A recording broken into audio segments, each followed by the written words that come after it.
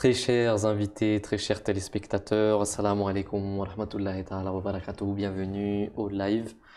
Omar répond, je sais que certains d'entre vous, en tout cas la plupart d'entre vous, connaissent très bien le principe de l'émission, donc normalement j'aurais pas besoin de le rappeler, mais je le rappelle quand même pour les personnes qui ne nous connaissent pas ou ceux qui ont été récemment introduits à notre émission. Le concept il est très simple, on parle d'actualité. On essaye en tout cas d'aborder des sujets d'actualité.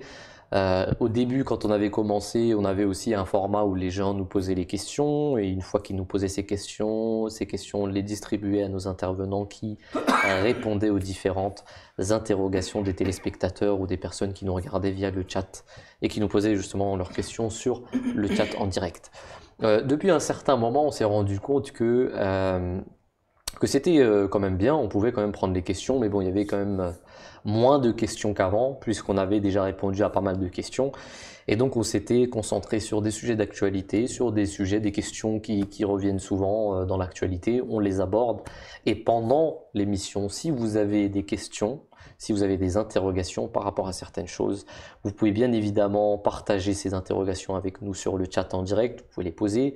Et durant l'émission, on verra si on a le temps. Normalement, on a toujours le temps, on arrive toujours à avoir un peu de temps pour répondre aux différentes questions qui sont posées sur le chat en direct. Voilà le principe de l'émission. Et nous allons commencer par introduire évidemment nos intervenants. Nous sommes avec Monsieur Omar Ahmed Saheb. Monsieur Omar Ahmed, salam alaikum. Jazakallah, vous êtes l'un des responsables francophones à MT International.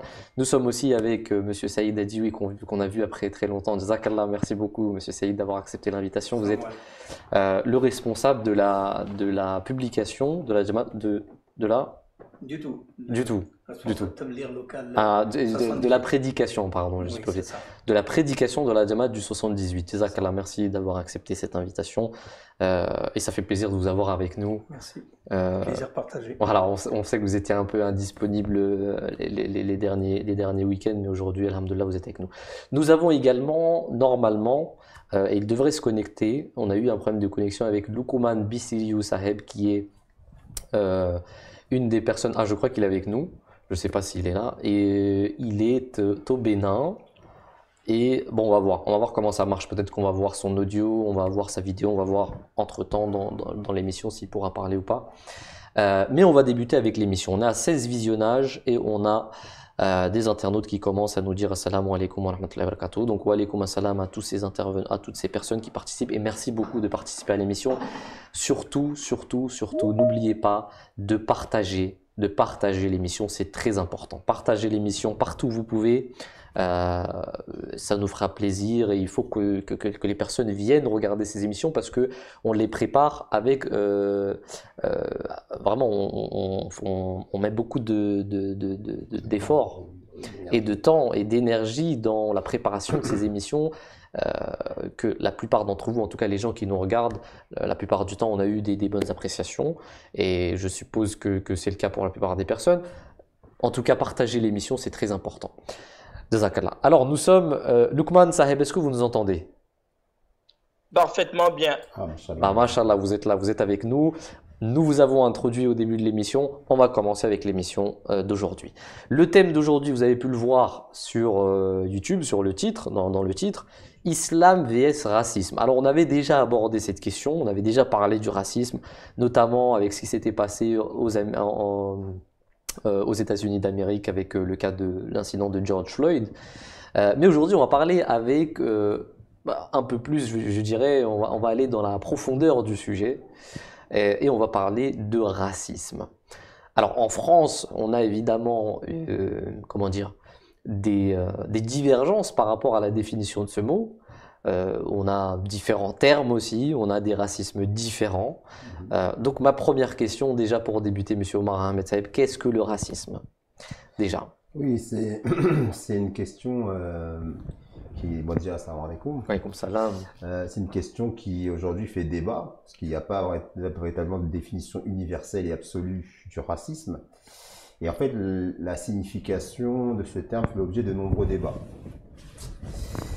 S'il est possible en fait de distinguer un sens large et un sens strict, ces derniers sont souvent confondus ou utilisés à tort.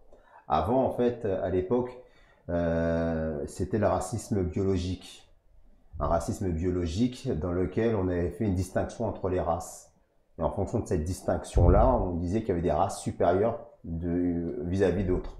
D'accord. Et quand ce concept a été appliqué à la race dominante, en fait, la race blanche sur les autres races, eh bien, avec notamment l'Allemagne nazie, on s'est rendu compte, en fait, de l'horreur de cette définition, et le racisme n'a plus pris cette forme. D'accord. Aujourd'hui, on peut dire que le racisme, il est lié à une appartenance de classe.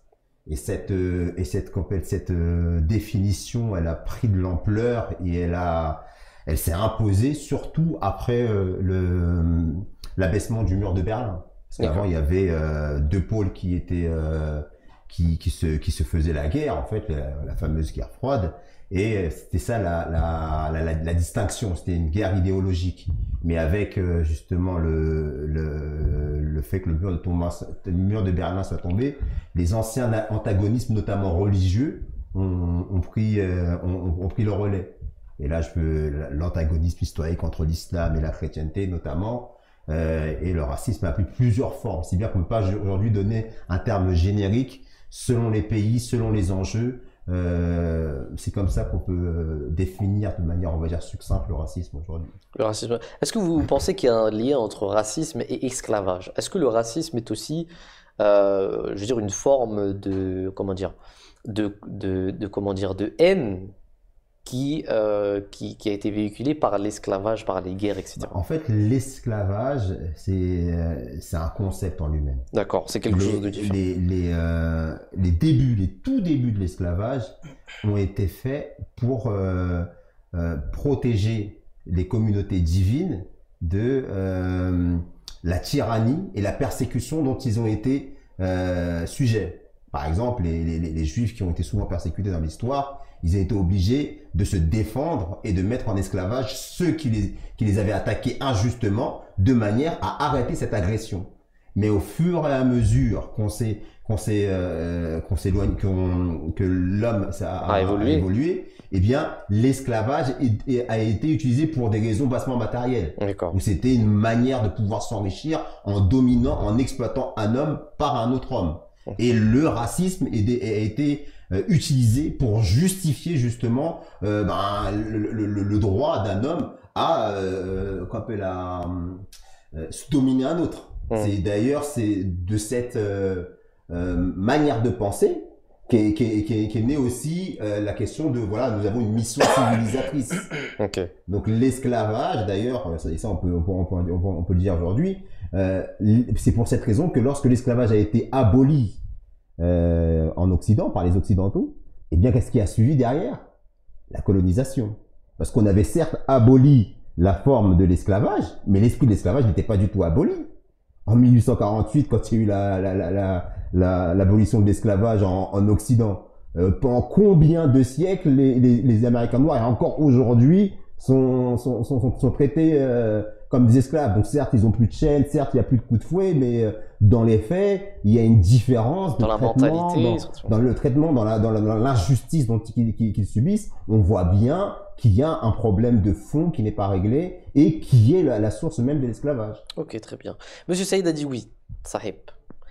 Le racisme, pardon. Que dit l'islam par rapport à ça? Est-ce que l'islam va donner une définition au racisme? Parce qu'on a vu en Occident, il y a différents termes qui sont employés, il y a différentes formes de racisme. On ne sait pas si c'est du racisme. On parle d'islamophobie, d'antisémitisme, de féminisme, si c'est pas féminisme, voilà, féminisme plutôt. ou de sexisme ou autre chose. Est-ce que ça fait partie du racisme aussi? Est-ce que dans l'islam on donne des noms aussi pour différencier ces différentes sortes de racisme? Alors la question est vraiment très intéressante parce que de ce point de vue-là, ça nous permet aussi de fractionner la problématique du racisme vue en Occident et qui a émergé en Occident depuis surtout le 21e siècle. Je ne parle pas effectivement de ce qu'a dit Omar Saab qui remonte à des logiques économiques ou même des logiques d'asservissement de peuple, mais en fait, ce qu'on voit, et on pourra fractionner justement la question du racisme vis-à-vis de l'islam, on voit qu'effectivement, plus que des dénominations données à des formes de racisme, en Occident, on a donné des noms à des symptômes réels qui se trouvent dans la société occidentale. Et ça montre justement quelque chose qui va au détriment c'est plus négatif que positif, Oui, bien sûr. je dirais. Et dans ce cas-là, en fait, on a vu la première des formes dénominées étant l'antisémitisme, surtout en France, qui est historiquement la catégorisation la plus ancienne et même la plus, la plus manifeste dans l'histoire de la France ou même de l'Europe. Et là, quand je dis la France, c'est parce que la France a quand même un passé assez important. Et plus que ça, au XXe et au XXIe siècle, nous avons une société qui se divise. Et dans cette division, malheureusement, dans la recherche, certes, de rétablir les droits de ces minorités, eh bien, on a fait une segmentation de ces différentes formes de racisme, antisémitisme, islamophobie, homophobie, ce que vous voulez, etc., qu'on pourrait décliner dans plein... Vous pensez que c'est fait exprès, monsieur Saïd? Vous pensez que c'est fait exprès de donner des noms comme ça, justement pour départager les formes de militantisme? Moi, je dirais que c'est malheureusement la conséquence, c'est diviser pour mieux régner. On en arrive là. D'accord. Même si c'est peut-être pas le but, mais on en arrive à diviser pour mieux régner. Et malheureusement, le fait de fractionner ces racismes ou ces types de discrimination nous mène à un constat que nous n'arrivons pas à maintenir l'unité au sein de principes égalitaires. Alors on se tourne vers le deuxième segment. L'islam, comment voit-elle, elle, le racisme? Le racisme, dans l'islam, il ne la voit pas du tout comme étant une catégorisation de minorité vis-à-vis d'autres, mais au contraire, elle le place sur le fait, sur une base qui est tout à fait justifiable du point de vue coranique et même des paroles du Saint-Prophète, c'est-à-dire que il n'y a pas de différence entre les classes et les nations, et que le but pour lequel les nations ont été créées par Dieu, c'est pour qu'elles apprennent à interagir entre elles, se reconnaître entre elles, et en aucun cas on ne peut définir une nation supérieure à une autre nation. Donc cette étiquette n'existe pas dans l'islam. La seule base, et ça on l'a déjà pleinement, malheureusement ces derniers temps, le calife n'a pas cessé de le dire, la seule base sur laquelle l'islam se repose, c'est la base de la justice absolue dans le traitement de nos semblables, qu'ils soient d'origine africaine, d'origine maghrébine, d'origine juive ou autre. Le seul critère que retient l'islam, c'est que nous ne voyons pas la segmentation, la discrimination comme étant un fait qu'on doit prendre en compte, mais on doit tout baser sur la justice absolue. Et là, nous n'aurons,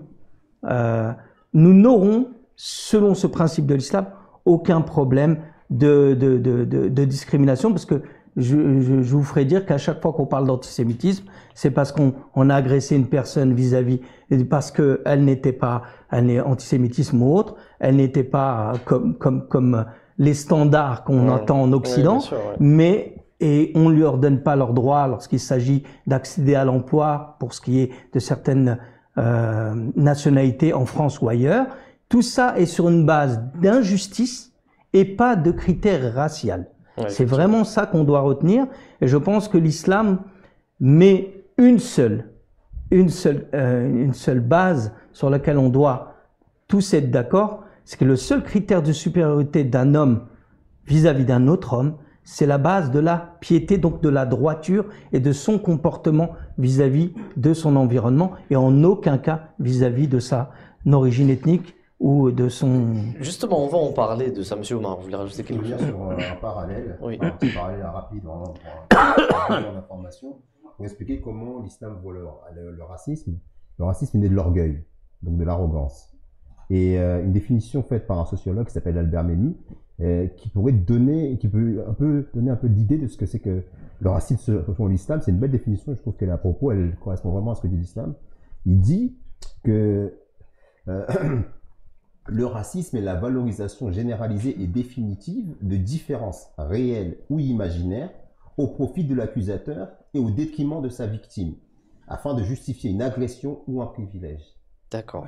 Et l'arrogance, ce n'est rien d'autre que ça. L'arrogance, c'est celui qui dit que je suis meilleur que toi, parce que. pour une raison ou une autre, je suis plus riche, je suis plus beau, je suis plus intelligent. Ça, c'est l'arrogance et ça mène le racisme. C'est très bien ce que vous venez de dire, parce que ça va m'amener à ma prochaine question, que je vais poser d'ailleurs à Monsieur Loukman Bissiriou Saheb, qui est avec nous en direct.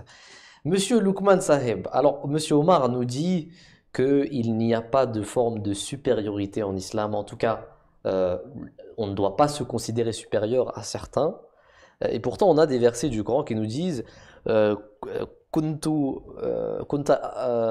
déjà le verset? Kuntum khayra ummatin ukhrijat linnas. Vous êtes le meilleur des peuples élus, donc il y a une certaine forme de supériorité.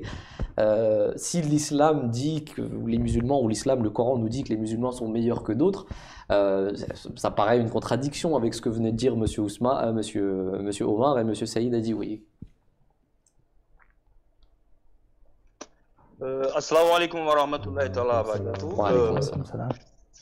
Je fais bien les interventions du frère Saïd et du frère Omar, qui ont été très très pertinents. Effectivement, lorsque le Dieu, Allah subhanahu wa ta'ala, nous dit dans le Saint-Coran qu'il a fait des musulmans la meilleure communauté. Mais Dieu explique pourquoi ils sont la meilleure des communautés. Et il dit parce que vous enjoignez le bien et vous interdisez le mal. Je ne sais pas si on l'entend. Le musulman, du simple fait qu'il soit musulman, ne fait pas de lui un être supérieur, un quelconque est supérieur. Si on l'entend. Vous m'entendez? On l'entend. Pas de notre côté, mais c'est pas grave. Allez-y, continuez, monsieur Loukman Saheb. Le musulman n'est pas d'office supérieur du simple fait qu'il soit musulman. Mais il est musulman tout simple. Il est supérieur, il sera supérieur lorsque il aura d'excellentes qualités morales. Il va montrer à travers son comportement qu'il est meilleur que les autres dans son contact avec les autres. Et j'aimerais ajouter quelque chose qui est très important. Lorsque vous allez dans la sourate Al-Baqarah, chapitre 2 du Saint-Coran, le verset 125, Allah subhanahu wa ta'ala nous dit ce qu'il suit. وَإِذِ ابْتَلَى إِبْرَاهِيمَ رَبُّهُ بِكَلِمَاتٍ فَأَتَمَّهُنَّ قَالَ إِنِّي جَاعِلُكَ لِلنَّاسِ إِمَامًا قَالَ وَمِنْ ذُرِّيَّتِي قَالَ لَا يَنَالُ عَهْدِي الظَّالِمِينَ. Allah s'adresse au prophète Ibrahim alayhi salatu wassalam. Et quand vous voyez comment dirais-je, les trois religions monothéisme, le christianisme, le judaïsme et l'islam, se revendiquent comme étant la continuité de la foi d'Ibrahim. Regardez ce qu'Allah subhanahu wa ta'ala nous dit dans ce verset. Et souvenez-vous quand son Seigneur mit Abraham à l'épreuve par certains commandements. Et Abraham a accompli ces commandements. Et Allah lui dit ceci: je ferai de toi certainement un imam, un chef parmi les hommes. Abraham étant conscient que la dispensation prophétique ne va pas s'arrêter avec lui, il demande logiquement à Allah subhanahu wa ta'ala, et de parmi ma postérité, tu feras aussi des imams? Et Allah lui répond par ce qui suit. Mon allégeance, mon alliance ne concerne pas les transgresseurs. Autrement dit, si ta progéniture, ta postérité suivent tes pas dans la crainte de Dieu, je vais susciter parmi eux des imams. Je vais faire d'eux des prophètes. Mais par contre, si parmi ta postérité, ils sont des transgresseurs, des gens qui ne respectent aucun commandement divin, alors là, je ne garantis rien, ma promesse ne les concerne pas, mon alliance ne les concerne pas. C'est très très important. Donc, ce verset s'adresse aussi bien aux juifs, aux musulmans qu'aux chrétiens, qui tous se revendiquent comme des descendants du prophète Abraham alayhi salatu wassalam. C'est très important. Oui. Jazakallah, merci beaucoup, Loukman Saheb. Ça fait plaisir en plus de vous avoir parmi nous, vous qui êtes au Bénin. Monsieur Omar Ahmed Saheb, vous qui n'êtes ni français ni africain, est-ce que c'est une forme de racisme que je viens de faire, monsieur Omar? Donc déjà, rectification, je suis français, d'origine comorienne, donc africaine. Machallah. Okay, Et voilà, donc je suis universel. D'accord. Donc c'est pas raciste, c'est faux ce que vous venez de dire. D'accord. Vous voulez rajouter quelque chose peut-être à ce que vient de dire Monsieur Loukman Saheb? Parce qu'on a entendu, enfin moi j'attendais partiellement ce qu'il disait, mais après on a tout entendu à la fin.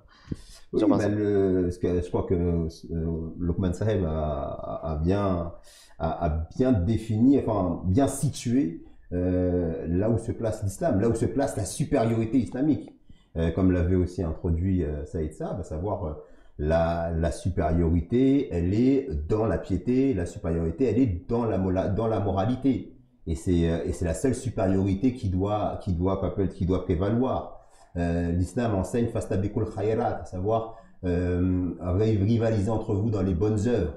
On sait aujourd'hui tout le mal que font les rivalités pour obtenir les biens de ce monde et qui justement sont la raison pour laquelle on crée justement ces différences et on essaye de faire le mal en justifiant qu'on le fait pour une bonne cause. Alors que l'islam d'emblée dit qu'effectivement, dans la nature de l'être humain, il y a cette envie de se surpasser, il y a cette envie de compétiter, de se mesurer les uns aux autres, mais faites-le dans l'observance des bonnes œuvres. Et la supériorité se fera justement à partir du moment où celui qui est le plus apte, celui qui est le plus généreux, celui qui est le plus moral, eh bien voilà. Moi j'ai l'impression que, d'après ce que j'ai entendu, hein, de tout ce qui m'a été dit, Monsieur Saïd, Monsieur Omar, Monsieur Loukman Bissilou Saheb, on a l'impression que le racisme c'est aussi lié au fait que les sociétés ne sont plus, religieuses.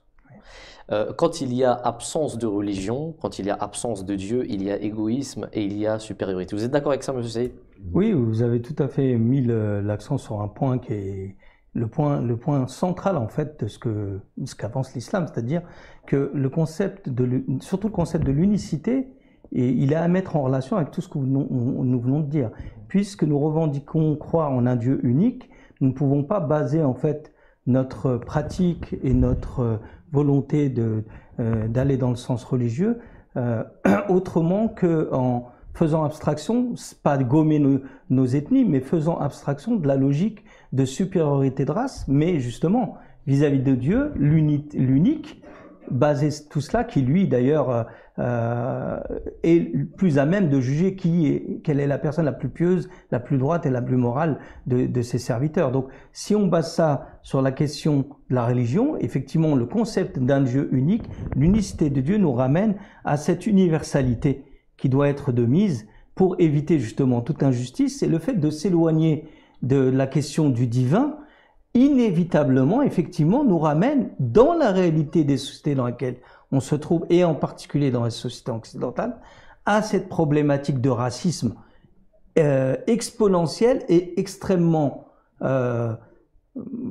grandissante, je dirais, oui. Parce qu'elle n'est pas basée sur des principes universels réels. Et si je puis dire, je finirai par là, Dieu est en quelque sorte celui qui immunise le croyant dans sa relation avec lui contre toute forme de racisme.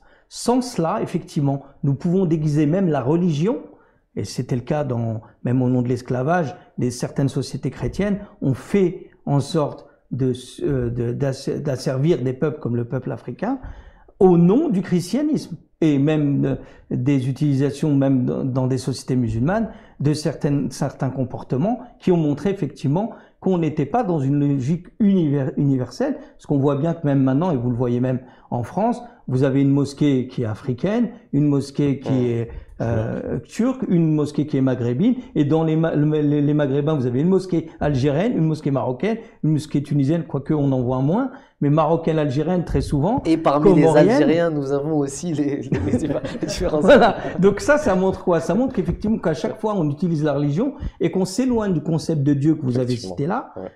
Et ben, on s'éloigne du concept de l'universalité qui nous immunise contre ces formes de racisme.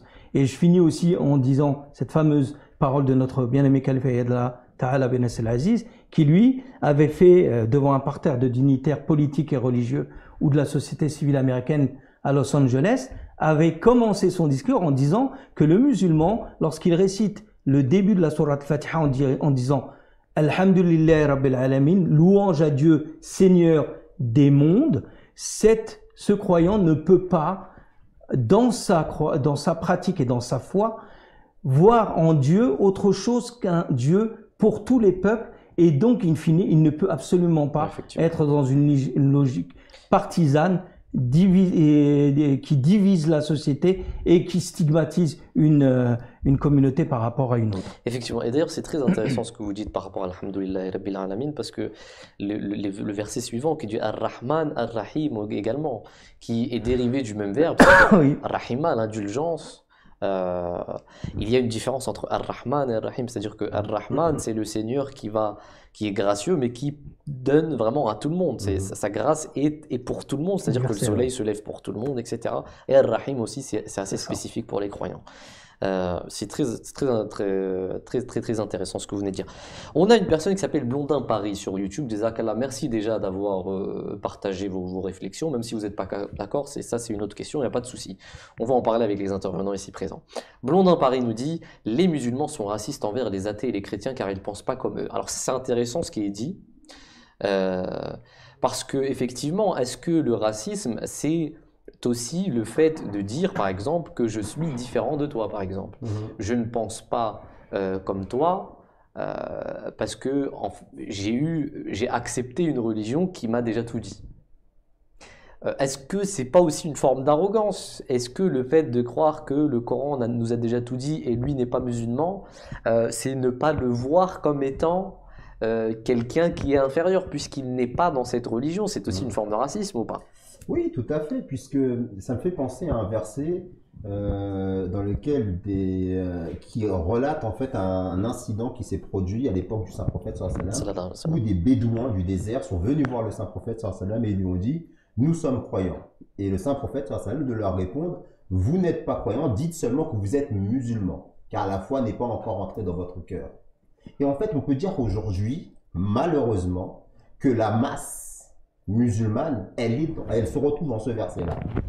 Et parce que, justement, lorsque la foi était dans le cœur, elle avait emprise dans le cœur des musulmans, et là je parle de l'époque du Saint-Prophète, cette discrimination au nom de la religion n'existait pas. Pléthore de hadiths nous montrent le traitement du Saint-Prophète vis-à-vis des chrétiens, des juifs, des athées, des polythéistes. On rapporte que le Saint-Prophète il a réussi à faire en sorte qu'une personne se convertisse à l'islam sans même lui prononcer une seule parole. Il s'adressait à un grec, par exemple, par geste, uniquement par geste. Et comment il a conquis le cœur de cette personne-là sans lui parler? C'est quand une parole vient du cœur, elle va au cœur. Les musulmans de l'époque du Saint-Prophète, ceux qui ont été purifiés, qui ont été éduqués par sa présence et par son attitude, par son comportement, ces personnes-là avaient justement la foi qui guidait chacun de leurs actes, si bien qu'ils influençaient positivement les gens. Et ils ne cherchaient pas à grossir leur rang. Ils n'étaient pas dans l'instinct grégaire, dans l'instinct tribal. L'islam, c'est tout simplement le contraire de cela. C'est pour ça que ceux qui étaient autour du Saint-Prophète, ils étaient différents. Vous aviez des Romains, vous aviez des Grecs, vous aviez des Éthiopiens. Bilal, par exemple. Suhaib, c'est eux-mêmes. Ils étaient rendus en condition d'esclaves parce que ce n'étaient pas des Arabes. Et ils étaient traités injustement parce qu'ils n'étaient pas des Arabes.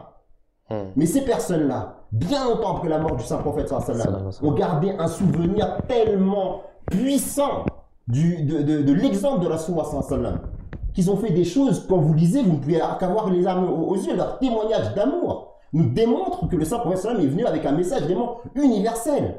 Et d'ailleurs, les 3 derniers sermons du calife étaient justement sur Hazrat Bilal.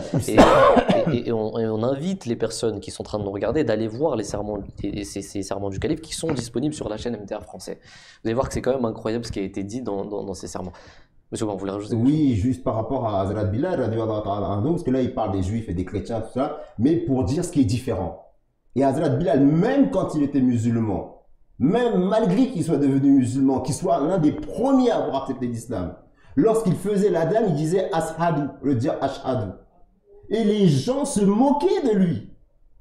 Mais le Saint-Prophète, il a fait fi de ça. Il a dit son ashadu, il vaut mieux que votre ashadu aux yeux d'Allah subhanahu wa ta'ala. Par cet exemple-là, il a démontré le critère essentiel de la supériorité en islam, qui n'est pas l'apparence, qui n'est pas le paraître, qui n'est pas l'extérieur. c'est le cœur, c'est la foi, c'est la piété, c'est la spiritualité, c'est la moralité. Ça, c'est le véritable message de l'islam. Aujourd'hui, ce que dit la personne sur YouTube, elle a raison de le dire. Puisque on est dans un état où, quand je parle de l'état, hein, la condition du musulman aujourd'hui, où il est le reflet de ce verset, encore une fois, je terminerai par là, qui dit, dites que vous êtes musulman, mais ne dites pas que vous êtes croyant, parce que cette croyance, cette foi de Hazrat Bilal, cette foi de Suhaib, cette foi de tous ces hommes saints qui ont accepté les premiers, le salam au péril de leur vie, celle-là, vous ne l'avez pas cette fois-là. Effectivement. Alors, il y a une personne, et d'ailleurs, elle continue, enfin, il y a Sajid Muslim Sahib qui nous aide, il est aussi le modérateur du chat, qui lui a présenté des versets dans lesquels il a dit « Et tu trouveras assurément que ceux qui disent « Nous sommes des chrétiens » sont les plus proches de parmi eux à être amis avec les croyants. C'est que parmi eux, il y a des savants et des moines et qui ne sont pas orgueilleux. » Et puis Blondin Paris a cité ce verset qui dira « Tu constateras que les hommes les plus hostiles aux croyants sont les juifs et les polythéistes. Tu constateras que les hommes les plus proches des croyants par l'amitié sont ceux qui disent « Oui, nous sommes chrétiens. » Et là, Sajid Muslim Sahib va reciter un autre verset qui dit « En vérité, les croyants et les juifs et les chrétiens et les sabiens, tous ceux qui croient sincèrement en Allah et au jour dernier et qui font de bonnes œuvres auront leur récompense. » Donc merci beaucoup. Monsieur Loukouman Bissiriou Sahib, comment ça se passe là-bas en Afrique? Est-ce qu'on a ces formes de racisme? Est-ce qu'on a ces guerres entre les musulmans, les chrétiens? Est-ce que les musulmans regardent de haut les chrétiens? Ou est-ce que vous avez aussi des... Comment on appelle ça déjà? Des animistes. Vous avez aussi des animistes là-bas en Afrique. On voit que c'est assez commun. Est-ce qu'il y a... comment ça se passe? Est-ce qu'il y a une forme de racisme entre ces communautés?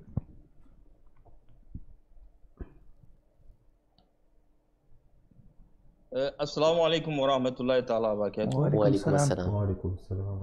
Oui, bien sûr que ça existe, ces formes de racisme. Je peux donner, en Afrique, chez nous, il y a ces formes de racisme, ça existe. Je prends l'exemple du génocide rwandais, par exemple. En 1994, vous êtes censé savoir que environ 800 000 Rwandais, en majorité d'origine Tutsi, ont été assassinés en raison de leur appartenance ethnique.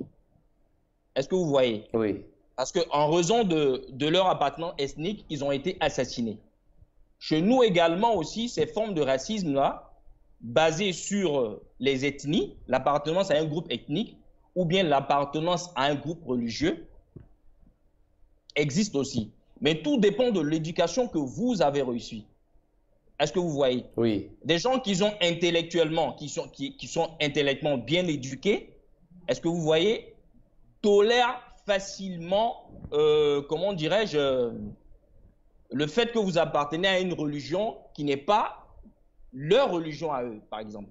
Vous voyez, par exemple, il y a un élan de solidarité incroyable pendant le mois de Ramadan. Quand vous voyez des chrétiens chez nous qui vous offrent des repas pour la rupture, qui vous offrent de très beaux cadeaux, qui vous encouragent à pratiquer votre jeûne, qui vous rappellent également les heures de prière, même quand vous êtes au service. Vous voyez, c'est extraordinaire. Et ils vous encouragent, et vos directeurs, vos supérieurs hiérarchiques, qui réduisent, comme on appelle, le fardeau du travail, ils réduisent un peu le temps de travail pour vous permettre, en fait, de vous soulager de votre jeûne. En fait, tout dépend de l'éducation que vous avez reçue. Oui. Tout dépend de l'éducation que vous avez reçue. Oui, effectivement. C'est très important ce que vous venez de dire et c'est très... Monsieur Saïd, vous voulez dire quelque chose? Oui, ce que dit notre frère Loukman est très, très intéressant. Ça me rappelle qu'il y a une tradition en Palestine, justement, où tous les ans, à Jérusalem, pendant le mois de Ramadan, ce n'est pas un musulman dans un quartier qui appelle les gens pour ce qu'on appelle le sehri du matin, donc la rupture, le commencement du jeûne le matin, mais c'est traditionnellement un chrétien qui va dans les rues et qui demande aux musulmans de se réveiller. Et j'ai été agréablement surpris en fait que cette tradition, elle a dépassé même le cadre de ce siècle-là, mais ça se perpétue depuis un moment. Donc la réalité en fait, elle est là. Et moi, pour répondre à Blondin, j'avais aussi une petite anecdote du Saint-Prophète sallallahu alayhi wa sallam qui symbolise aussi tout l'esprit qu'un musulman doit avoir vis-à-vis même des athées.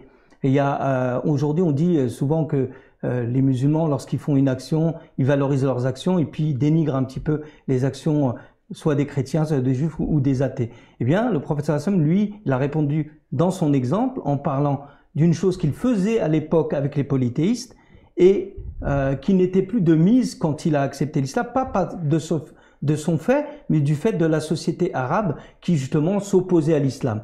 Et ce fait, c'était Hifzul Fuzul, c'est-à-dire il y avait une association charitable qui était mise en place par les polythéistes, faut bien le dire, où le prophète avait l'habitude d'assister à cette collecte de fonds pour aider les plus démunis. Eh bien, il l'a dit lui-même que si on faisait un appel aujourd'hui, encore une fois, à ce type d'association, Hifzul Fuzul, s'il venait mettre en place, alors forcément, je serai le premier à répondre à cet appel.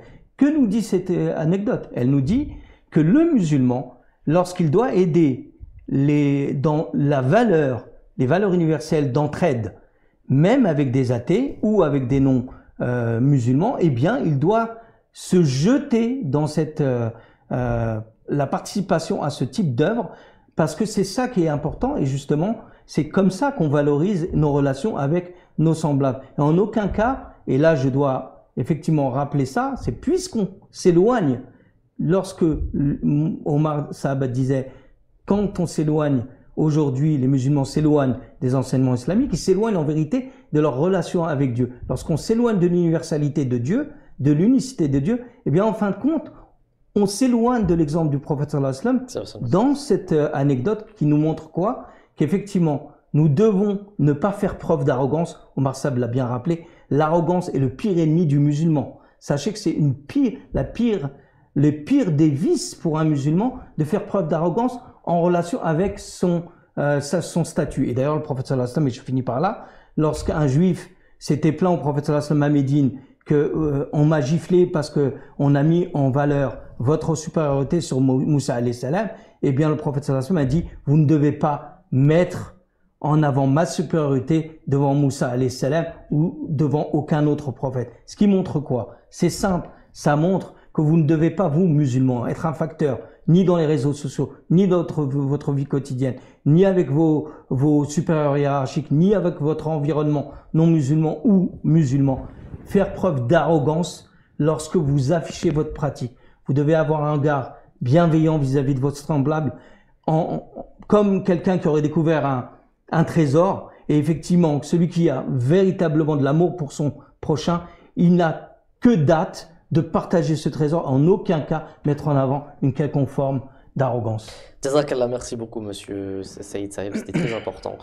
Monsieur Omar Ahmed Sahib, 100 journaux ont soutenu Charlie Hebdo.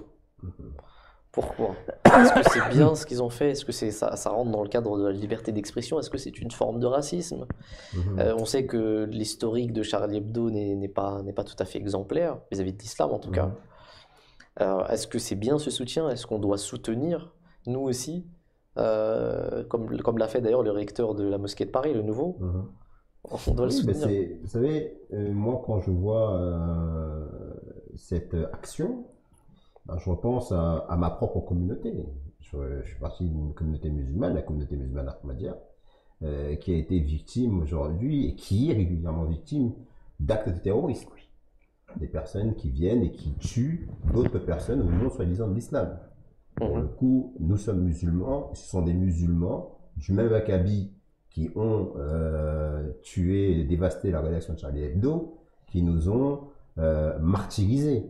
Je pense aux attentats de Lahore en 2010, je pense aux martyrs régulièrement qui sont faits pratiquement tous les 2 mois au Pakistan, qui sont tués gratuitement uniquement parce que voilà, leur interprétation de l'islam elle est différente des terroristes. Eh bien, après avoir dit ça, vous pourriez penser et me dire, mais dans ces cas-là, vous ne pouvez être que d'accord avec Charlie Hebdo et ces journaux qui le soutiennent. Et c'est là que justement, je dirais non. Mais est-ce que ça fait pour autant de moi un terroriste? Est-ce que moi, qui fais partie d'une communauté qui est victime de la terreur parce que je ne soutiens pas Charlie Hebdo, est-ce que moi je suis un terroriste? Est-ce que je valide leur acte? Non, je ne peux pas les valider puisque nous sommes victimes de ces actes-là. Mais ce que fait ça Charlie Hebdo, en réalité, ça démontre quoi?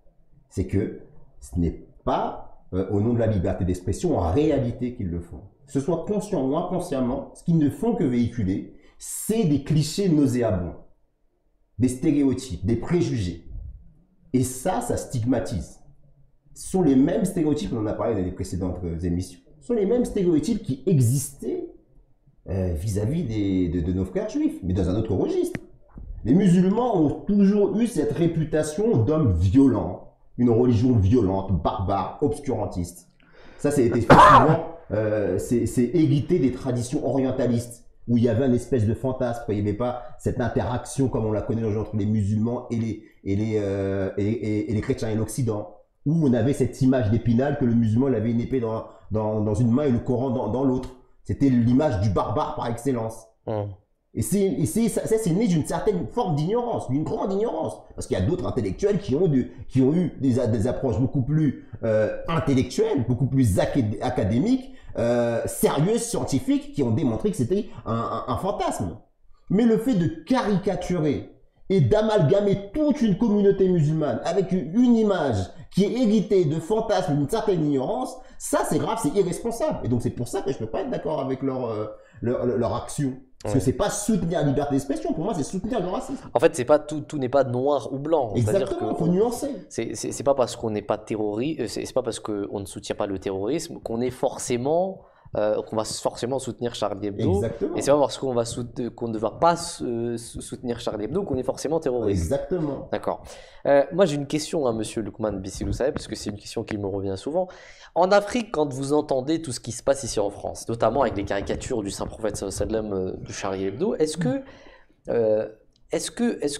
comment dire, comment est-ce qu'elle réagit? Est-ce que déjà vous entendez? Est-ce que c'est quelque chose qui est banal? Est-ce que vous l'entendez? Est-ce que ça a une influence là-bas? Est-ce que les gens en parlent? Est-ce qu'il y a des soutiens à Charlie Hebdo ou quelle est la majorité? Qu'est-ce qui se dit là-bas? Oui, effectivement, nous n'avons pas toujours les mêmes opinions. En fait, malgré que certains sont chrétiens, ils estiment que les caricatures, les publications de Charlie Hebdo sont de l'humour qui n'est pas de leur goût aussi. D'accord. Parce que vous soyez chrétien, musulman ou non, vous ne devez pas soutenir l'irrespect, le manque de respect vis-à-vis des symboles, des symboles des autres religions. C'est très, très important. Certains, par contre, estiment qu'ils sont libres de leur pensée, ils sont libres de leur expression. Donc, c'est à vous de montrer que vous êtes mature, que vous prenez ça avec beaucoup de tolérance, avec beaucoup de patience, et vous ne devez pas vous jeter dans la violence, vous ne devez pas vous jeter dans la colère. Est-ce que vous voyez? Oui, effectivement. Et qu'est-ce que vous pensez, vous, de tout ça? Qu'est-ce que vous avez à dire par rapport à cela, Monsieur Lukman Saeb? Oui, en fait, ce que j'ai à dire, c'est que le Coran met un accent particulier sur le respect des symboles religieux. Vous n'êtes pas obligé de partager les convictions religieuses d'une personne, mais si vous êtes bien éduqué, si vous avez de haute qualité morale, vous devez tout de même les respecter. C'est très important. Et souvent, ceux qui sont bien éduqués au niveau de l'administration publique, au niveau des intellectuels, on essaie en fait d'éviter les débats religieux. Ou quand on mène des débats religieux, on évite que ce soit avec de la passion. Parce que chacun est libre d'appartenir à la religion de son choix. Et on voit souvent d'un mauvais œil que vous essayez en fait de convaincre quelqu'un, d'une personne, de changer de religion et de venir à votre religion. C'est très mal vu. Je suis né dans une religion, je reste dans ma religion. Tu as beau lui expliquer, il dit non, n'essaie pas de me convaincre. C'est ma religion à moi. Pratique ta religion et laisse-moi pratiquer ma religion. Je suis né dans cette religion, je me sens bien dedans. N'essaie pas de me convaincre. Effectivement. C'est surtout... Jazakallah, merci beaucoup, monsieur Lukman Bissidou Saheb. Alors, on a Assad Medib Saheb qui vient nous rejoindre et qui nous dit Assalamu alaikum, wa alaikum salam. Ça fait plaisir de vous avoir parmi nous, l'amir du Niger, et qui fait un travail énorme là-bas au Niger. On a souvent des photos, on voit souvent des photos, les œuvres humanitaires, etc. C'est très important. Merci beaucoup de nous rejoindre. Monsieur Omar Ahmed Saheb, on va revenir vers vous parce que on vous a pas assez exploité avec les questions. Qu'en est-il du voile politique? Est-ce que ça existe? Est-ce qu'il y a un voile politique? C'est vrai que en tous les cas, ils sont obsédés par ce bout de tissu, comme dirait un humoriste célèbre. Quoi pas citer ici, c'est pour les gens de la maison. C'est vrai que le voile politique, il pose. La question, elle se pose. C'est une question qu'il faudrait leur poser. Est-ce qu'il n'y a pas un voile politique dans la manière dont sont traitées certaines minorités sans jouer la victimisation, mais en parlant des faits? Regardez, moi je reviens sur la définition du racisme, de ce sociologue Albert Memmi. Qu'est-ce qu'il dit? Il dit le racisme est la valorisation généralisée et définitive, et là le mot qui est important, c'est de différences réelles ou imaginaires au profit de l'accusateur et au détriment de sa victime. Là, ce qui se passe de nos jours là dans la société, force est de constater qu'on peut faire des parallèles. Parce que quand on voit notre pauvre sœur qui est là, qui est en train de faire une vidéo uniquement pour expliquer des astuces pour pour cuisiner à petit budget, et qu'on l'amalgame avec le 11 septembre. Oh bah, elle n'a pas choisi la bonne date aussi. Attends, je plaisante. C'était pas un mardi, en plus c'était un vendredi 11. C'était pas un mardi. Et en plus c'était pas volontaire, justement. Et qu'on aille jusqu'à chercher la date et dire mais non, regardez ce bout de tissu, en vérité, ça. En fait, ce qu'ils veulent dire, c'est que le 11 septembre, aucun musulman ne doit rien publier du tout. C'est n'importe quoi. C'est ça. Je veux dire, mais est-ce que pendant le 11 septembre, il n'y avait pas de musulmans qui sont morts pendant le 11 septembre? Je suis sûr que si, sur les milliers de morts qui ont perdu la vie à ce moment-là. Bien sûr que des musulmans sont décédés. Est-ce que dans tous les attentats terroristes, les balles, elles choisissent? Ah, toi, t'es pas musulman, t'as que je t'évite et je suis le juif, je suis l'athée, je suis le chrétien. Non. On est tous pareils. On a tous le même sang qui coule dans les veines. Un terroriste, il n'a pas de religion. Alors pourquoi amalgamer une religion avec un acte aussi cruel? Et cette Mariam Pouchtou, la pauvre d'elle, elle fait un acte responsable, un acte louable. Elle participe à la vie de la société.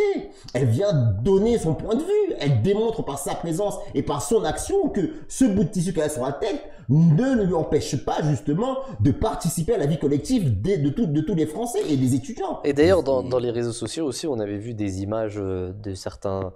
Il y avait un imam qui a été auditionné, il y avait un rabbin qui avait été auditionné, un prêtre qui avait été auditionné, ça avait pas causé problème, quoi. Exactement. Quand il s'agit d'une femme voilée, ben là, d'un coup... C'est pour ça que je dis différence réelle ou imaginaire. Il y avait une députée il y a quelques années qui avait dit une chose, elle avait dit « Mais pourquoi vous n'êtes pas choqués par le voile de Mère Teresa ou Sœur Emmanuelle qui sont mortes, qui étaient des dames pieuses et sincères et auxquelles je rends hommage ici, et vous êtes choqués par le voile d'une femme musulmane. Que ce choc, ça en dit long sur le préjugé que la tenue vestimentaire islamique renvoie chez le citoyen d'aujourd'hui. Est-ce que le média veut que ça renvoie chez le citoyen d'aujourd'hui? C'est à cause justement des préjugés comme ceci, qui prévaut ces polémiques stériles comme ceci, qui font que les gens stigmatisent les musulmans, surtout dans les endroits où il n'y a pas beaucoup de musulmans. Pourquoi dans les régions où il y a pratiquement pas de musulmans, c'est là où il y a un racisme qui est encore plus exacerbé. Ouais.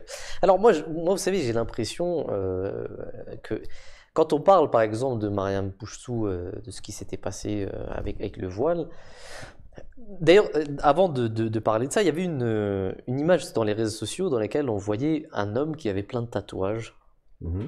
Je crois que c'était une femme ou un prof qui avait le droit d'enseigner, c'est-à-dire qu'on lui disait rien à cette personne-là. C'était une enseignante ou un enseignant, je ne sais plus, et qui avait les yeux, qui s'était même tatoué le pupille. C'est quand même incroyable. Ces personnes-là, on les laisse enseigner, et une personne qui est voilée, on ne les laisse pas. Moi, j'ai l'impression, et peut-être que je me trompe, hein, mais que ce qui est la diabolisation de ce voile, il est aussi dû au fait que les gens, en tout cas la société comme la France par exemple, ne veut pas que des gens comme ces personnes voilées soient une forme de tendance pour les jeunes, pour les gens qui les regardent. Et d'ailleurs, on avait vu avec The Voice aussi, il y avait aussi une femme qui était venue, voilà, elle a été directement, on l'a pointée du doigt. On a peur que notre société, c'est-à-dire la société française, devienne ce que ces femmes viennent faire. En fait, on ne veut pas voir le voile comme étant une chose qui les élève dans la société. On veut les voir comme une chose qui est symbole de soumission. Et c'est pour ça qu'on parle à chaque fois d'islam politique.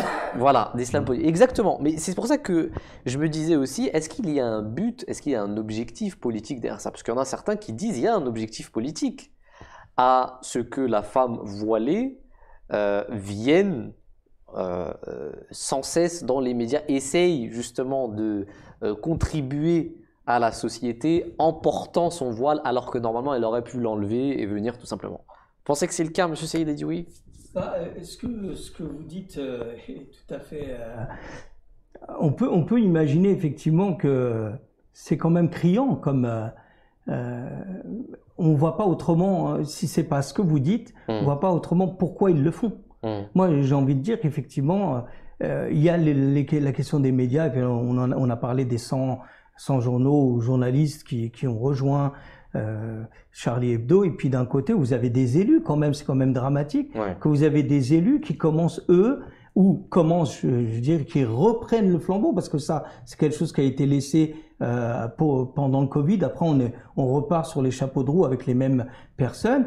Et ben, on a des gens qui, dans la sphère politique, et ce qui est quand même dangereux, renvoient l'image que derrière tout musulman, et surtout derrière toute musulmane, il y a une tentation militante ou politique. Ce qui est faux, et on le sait. Le problème, c'est que là, ça touche à la liberté individuelle des gens. Là, où est la liberté individuelle des gens? Où est le combat politique? Où est le jugement? Ici, des élus qui sont censés représenter la neutralité de la laïcité nous renvoient à quoi? Nous renvoient à cette logique que nous sommes les garants de la laïcité et vous n'avez pas le droit de mettre en avant des signes ostentatoires. Mais je suis désolé, dans le cadre de la laïcité, la neutralité, elle est dans le camp des politiques. Ils se doivent d'être ce qu'ils condamnent chez les autres, chez les religieux notamment, ils doivent se l'appliquer à eux-mêmes. Dans quelle mesure la pratique ou la mise en avant de ce que vous avez dit concernant non seulement cette malheureuse histoire de recettes de cuisine et aussi la représentante de l'UNEF, hein, je crois que c'était, qui elle répond à une convocation de commission d'enquête. Et donc elle est dans son droit.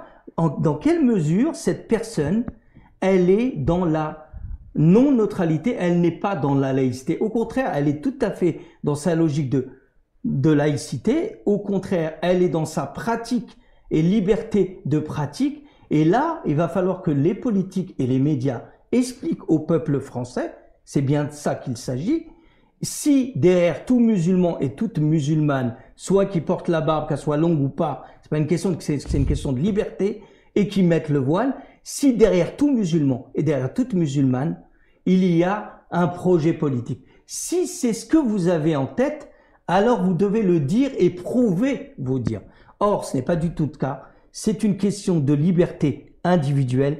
On ne rentre pas dans des considérations. Est-ce que ça plaît à une personne ou ça ne plaît pas à une personne? Ce qui plaît à une personne en termes de tatouage ne plaît pas à une autre personne en termes de tatouage. Vous allez trouver autant parmi les tatoués, et j'en connais un certain nombre, je sais de quoi il s'agit, qui sont très bien à l'aise quand il s'agit de tatouer en dessous des vêtements, mais qui sont pas à l'aise quand il s'agit de mettre leur tatouage sur le visage. Or, lorsqu'une personne décide de garder pour elle sa pratique de l'islam et une autre qui veut l'afficher parce qu'elle est intimement convaincue que le voile est le moyen par lequel elle pourra mettre en avant ses qualités et pas uniquement son physique, c'est son droit et elle est tout à fait légitime et c'est le respect de cette liberté-là qui est demandé par le musulman et les musulmanes et rien d'autre. Et les politiques jouent un jeu dangereux lorsqu'ils commencent à renvoyer à la société civile que non, notre danger, comme je viens de le lire dans un article où Manuel Valls a encore renchéri sur l'islamisme en disant que le vrai danger c'est l'islamisme. Mais derrière ça, il dit toute représentation de la religion extérieure est un danger pour la société. En quoi le fait qu'une personne qui vit sa religion et qui est garantie par la laïcité de 1905, en quoi cette personne, vous devez l'assimiler à un terroriste comme Omar Sab l'a dit? Comment cette personne, vous la mettez au banc de la société, vous lui refusez l'éducation, vous lui refusez les emplois, alors qu'elle est tout à fait qualifiée pour le faire quand il s'agit des femmes qui ont un certain niveau de culture et d'éducation? Comment vous justifiez le fait que cette personne-là, je lui dénie sa liberté? Cette personne-là, je la retire de sa logique laïque française et respectant la République. Comment vous le justifiez? Et je finis par là en disant, messieurs et mesdames, les députés, messieurs, mesdames, les représentants des médias, lorsque vous jouez à ce jeu-là, lorsque vous renvoyez cette image-là, vous ne pouvez pas faire l'économie de montrer aux Français que derrière ça, vous stigmatisez une religion et vous stigmatisez des gens. Alors, je vous prie aujourd'hui de bien reprendre à vos réflexions et à vos valeurs laïques, à vos valeurs de la République qui nous sont tous chères. Revoyez cette posture parce qu'elle n'est pas en phase à ce que vous demandez, que la religion ne rentre pas dans le domaine politique. Et malheureusement, vous rentrez, vous les politiques, dans le domaine de la religion. Qu'est-ce qu'on doit en conclure? C'est que vous ne faites pas ce que vous demandez aux autres de faire. Donc, s'il vous plaît, respectez les libertés individuelles et collectives. C'est très émouvant, Monsieur Saïd. Merci. J'espère que ce message est passé. On ne sait pas parce que Monsieur Saïd vous porte un chapeau. Et Emmanuel Valls, pour lui, déjà, c'est assez pour dire que vous êtes un islamiste. Je changerai de chapeau s'il veut. Un béret, ça lui ira peut-être. Ouais, exactement. Alors, je l'essayerai. Effectivement. En tout cas, Jazakallah, le message, j'espère vraiment qu'il soit passé, en tout cas. On va passer à une question. Alors, tout à l'heure, Monsieur Saïd avait parlé aussi de l'universalité de l'antiracisme de l'islam. Ma question étant, d'après ce que je viens de comprendre, d'après ce que j'ai compris de ce que M. Saïd avait dit et de ce que vous aviez dit aussi, M. Omar, c'est est-ce que ça veut dire que l'islam est anti-Black Lives Matter? Ok, bonne question. Black Lives Matter, ouais. Il y a un superbe sermon du saint prophète, le sermon d'adieu, dans lequel il dit une chose qui est sans équivoque. Et vraiment, la première charte des droits de l'homme, on peut dire que c'est lui qui l'a inventée. C'est lui qui a été envoyé par Dieu, Allah, subhanahu wa ta'ala, pour expliquer aux hommes qu'est-ce que réellement les droits de l'homme. Quand il a dit au 7e siècle, et je tiens à répéter, le 7e siècle, donc pratiquement 1000 ans avant la traite transatlantique, ouais, la traite négrière transatlantique, qui a vu des hommes mettre en esclavage d'autres hommes sous le prétexte de la couleur de peau, sous le prétexte de la supériorité supposée d'une race sur une autre. Eh bien, le saint prophète de l'islam, Muhammad, il a dit un arabe n'est pas supérieur à un non-arabe, un non-arabe n'est pas supérieur à un arabe, un homme blanc n'est pas supérieur à un homme noir, et un homme noir n'est pas supérieur à un homme blanc. Vous êtes tous des frères. Le meilleur d'entre vous est celui qui est le meilleur aux yeux de Dieu. Donc là, le saint prophète, sallam, il a fait de distinction pour personne. Il a élevé aucune race sur une autre. Mais est-ce qu'on doit soutenir, par exemple, le mouvement Black Lives Matter? L'islam nous enseigne de soutenir des actions qui apportent des résultats positifs. On sait que ces marches, ces manifestations, ces revendications, souvent nées d'une certaine émotion qui est justifiée, n'ont jamais abouti à quoi que ce soit. Ils se sont indignés. On a le droit de s'indigner d'une situation cruelle, injuste. Et c'est vrai qu'elle est injuste, c'est vrai qu'elle est cruelle. Oui. C'est vrai que l'homme noir aux États-Unis, il est traité injustement. Oui. C'est une réalité. C'est un racisme systémique, c'est la réalité. Maintenant, qu'est-ce qu'on fait? Qu'est-ce qu'on fait?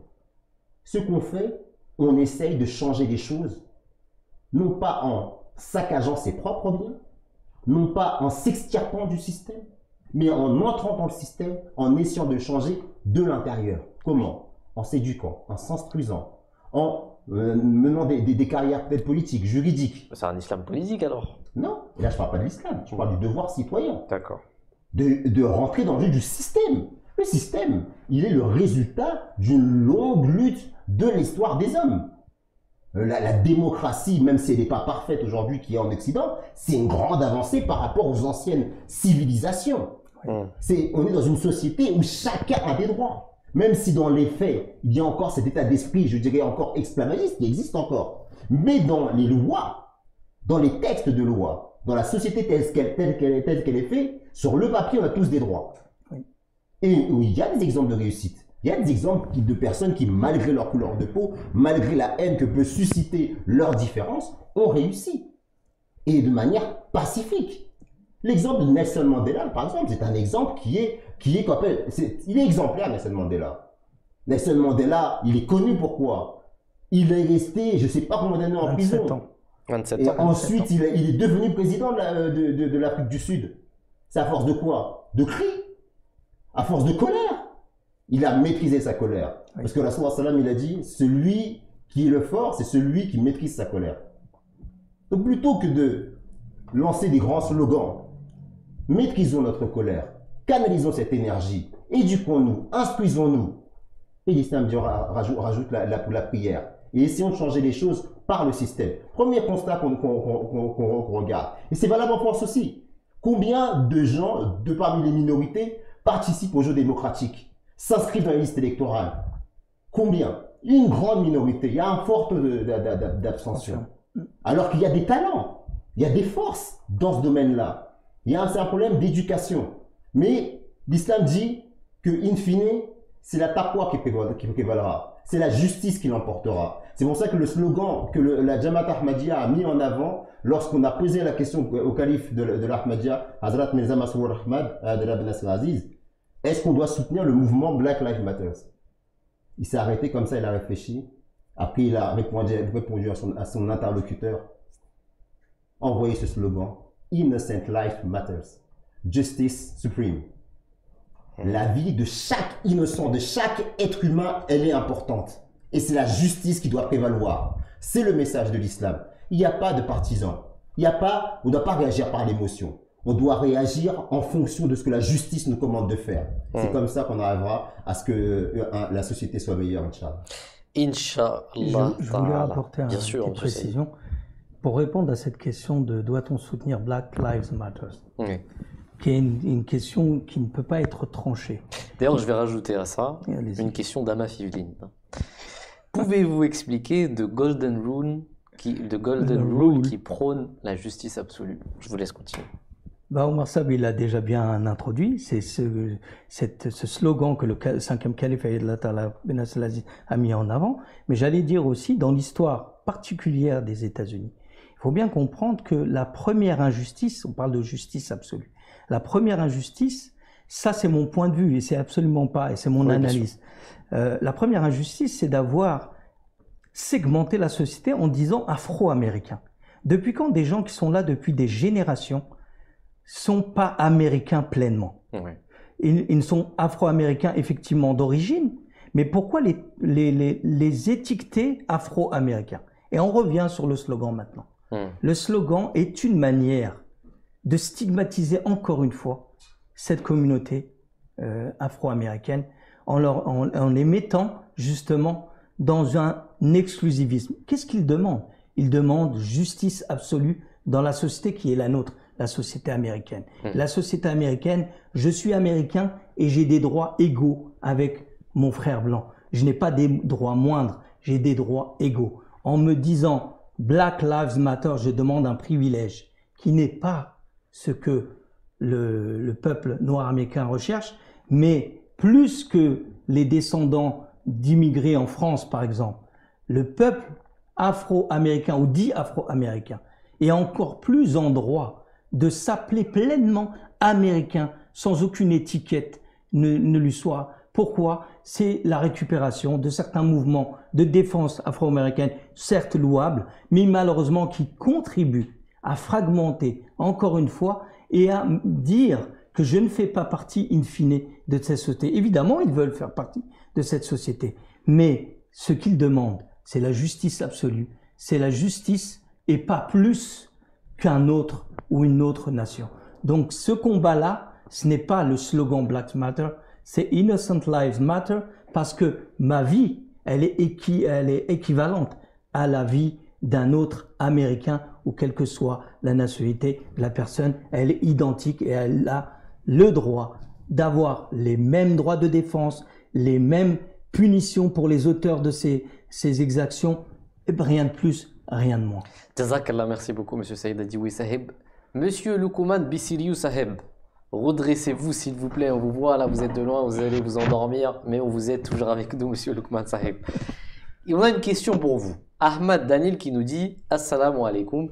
Qui sont les véritables responsables de cette fausse image de l'islam? Les terroristes, les musulmans ou les médias? Quelle question. C'est une très belle question. D'abord, les médias. D'accord, numéro 1, les médias. D'abord, les médias. Et ensuite, nous, les musulmans aussi. Oui, effectivement. Parce que si nous essayons de vivre en conformité avec les injonctions de notre bien-aimé prophète Mohammed Mustafa, je pense qu'on parlera moins mal de nous. Regardez comment Allah subhanahu wa ta'ala décrit notre bien-aimé prophète Mohammed dans le Saint-Coran. Dans Surah chapitre 21 du Saint-Coran, verset 108, il dit « Wa ma arsalnaka illa rahmatan lil alamin » Nous ne t'avons envoyé que comme une miséricorde pour l'humanité tout entière. En fait. Donc, un musulman doit refléter en lui les nobles qualités morales de notre bien-aimé prophète Mohammed Mustafa. Regardez l'incident de Taïf. Lorsque le saint prophète Mohammed était allé passer le message à Taïf. Mais les jeunes ont été envoyés dans la rue pour lapider le prophète Mohammed. Et le prophète Mohammed coulait du sang des pieds à la tête. Dans cet état-là, où il n'était même pas sûr de pouvoir suivre, Dieu envoya les anges pour lui demander, ô messager d'Allah, ordonne-nous et nous ferons que ces montagnes-là s'écrasent sur tes persécuteurs, sur tes oppresseurs. Et qu'a répondu le prophète Mohammed sallallahu alayhi wa sallam? Moi, j'ai été envoyé pas pour prendre une revanche, une quelconque revanche. Il se pourrait que des reins de ces jeunes-là sortent des personnes qui seront de vrais adorateurs du Dieu unique. Jazakallah, merci beaucoup Luqman Bissiriou Saheb avec cette réponse. Luqman Bissiriou Saheb, d'ailleurs, je le rappelle, qui est participant, qui était d'ailleurs le producteur initial de l'émission L'Aube naissante, qui se trouve d'ailleurs sur notre chaîne MTA française. Si vous voulez aller la regarder, d'ailleurs, allez la regarder, il y a des sujets très intéressants. Il faut absolument aller regarder et partager ces vidéos. Merci beaucoup Luqman Saheb. On voulait terminer à 19h30. Malheureusement, enfin heureusement, je ne sais pas, pour les personnes qui nous regardent en tout cas, on va continuer un peu. Il y a une question, une dernière question, on va terminer avec cette question. Tout à l'heure, vous aviez parlé de Hazrat Bilal, monsieur Omar. Et je vais vous laisser bien sûr tous les deux répondre à cette question. Hazrat Bilal a été mentionné par le calife dans ses sermons. Est-ce que Hazrat Bilal est le symbole de l'homme noir en islam? Est-ce qu'on peut dire que ça l'est? En fait, cette question elle est vraiment importante dans le contexte actuel. Justement, on sait que l'homme noir, oui. Aujourd'hui, encore aujourd'hui, je dirais, parce que c'est quelque chose qui date pas d'hier, il n'est pas considéré. Il n'est pas considéré, vous pouvez vous en rendre compte quand vous avez des politiques comme Sarkozy par exemple qui vont en Afrique, au Sénégal et devant ses hôtes, oser dire vous n'êtes pas assez entré dans la civilisation. Alors donc vous avez des gens comme ça qui viennent et qui disent des choses pareilles. Vous avez même en terre d'islam, malheureusement, je suis musulman et je ne peux qu'admettre qu'en terre d'islam, il y a une discrimination raciale dans les pays arabes entre les blancs et les noirs. Maintenant, la question qu'il faut se poser, c'est est-ce que c'est à cause de l'islam? Et je dirais très rapidement que non, c'est parce qu'on s'est éloigné de l'islam qu'on est arrivé à cet état-là. Et la preuve de ça, c'est l'exemple de Hazrat Bilal. Et Hazrat Bilal, radiallahu ta'ala anhu, c'est vraiment un bel exemple parce que c'est l'exemple de celui qui a été persécuté. Celui qui a été forcé d'abandonner sa religion. Celui qu'on a traîné dans la poussière, qu'on a traîné dans les rues de la Mecque. Celui sur lequel on est monté sur sa poitrine. Qu'on a fait souffrir, mais d'une manière atroce. Et c'est l'exemple de sa réaction qu'il faut avoir à l'esprit. Aujourd'hui, dans le contexte de ces associations racialistes qui prônent une réaction haineuse, une réaction colérique, une vengeance. Quelle a été la réaction de Hazrat Bilal radiallahu ta'ala anhu? La réaction de Hazrat Bilal est un exemple. Et elle est ce qui va se passer dans le futur. C'est le futur de l'islam. C'est le futur de l'humanité. Que jamais une nation, jamais une communauté, jamais une minorité qui a été traitée injustement restera dans cet état éternellement. C'est contraire à la justice divine. Et cette communauté, cette minorité, ce peuple aura le dessus un jour. Mais c'est quoi le dessus? C'est quoi la supériorité dont il est question? Est-ce que c'est refaire la même chose que les dominateurs ont fait subir? Est-ce que c'est dominer à son tour? Est-ce que c'est exploiter à son tour? Est-ce que c'est abuser? Est-ce que c'est insulter? Est-ce que c'est humilier à son tour? Non. L'exemple de Hazrat Bilal radiallahu ta'ala anhu nous montre qu'est-ce qu'il en sera demain de la grandeur et de la magnificence africaine. Le futur est en Afrique. Hazrat Bilal radiallahu ta'ala anhu, lorsque les musulmans, les 10 000 saints sont venus à la Mecque, ils avaient à leur merci les Arabes, les Mécois, qui les avaient persécutés, qui les avaient fait souffrir d'une manière atroce. Le saint prophète sallallahu alayhi wa sallam a perdu sa femme et son oncle bien-aimé à cause d'un boycott social de 3 ans. Abu Bakr s'est fait persécuter. Omar, tous.